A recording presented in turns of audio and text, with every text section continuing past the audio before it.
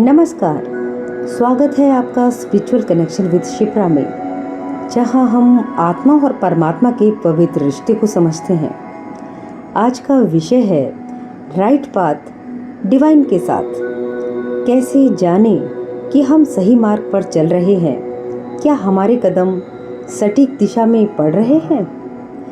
कभी कभी जब जीवन में सब कुछ शांत हो, फिर भी अंदर से सवाल उठते हैं, क्या मैं सही दिशा पर जा रही हूँ?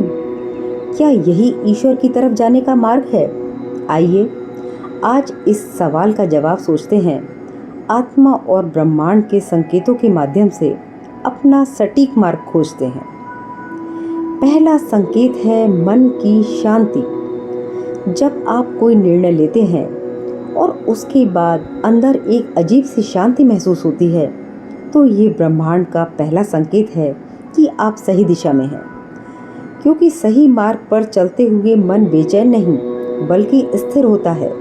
चलने में सुकून महसूस होता है। संसार से सराहना नहीं, स्वयं भीतर की पुष्टि चाहिए। हर काम प्रशंसा करने के उद्देश्य से नहीं किया जाता। यदि आप तारीफ की चाह न रखकर जो कुछ कर रहे हैं उसे करने में आनंद महसूस करते हैं, तो समझ लीजिए आपकी आत्मा उस राह को स्वीकार कर चुकी है। सही रास्ता कभी बोझ स्वरूप नहीं महसूस होता, बल्कि वहाँ किसी भी काम में सेवा का भाव मिलता है।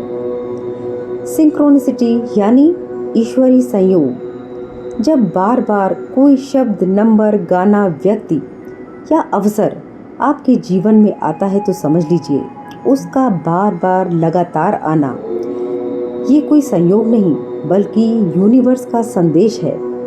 यही डिवाइन अलाइनमेंट कहलाता है। रुकावटें आती है पर मन नहीं रुकता। सही रास्ते में भी चुनौतियां तो आएंगी ही, लेकिन आत्मबल डगमगाए नहीं।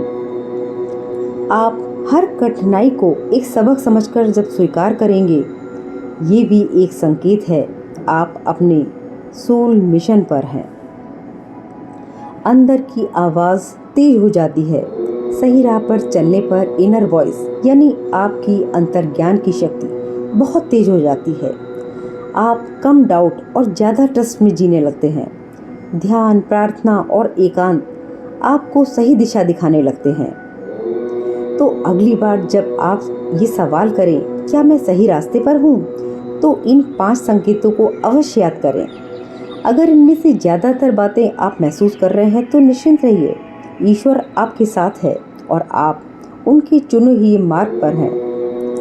मिलते हैं अगले वीडियो में डिवाइन पाथ शिप्रा के साथ। अगर वीडियो अच्छा लगे तो लाइक कीजिए, चैनल को सब्सक्राइब कीजिए और इसे अपने प्रियजनों तक अवश्य पहुंचाइए। फिर मिलते हैं। हर हर महादेव।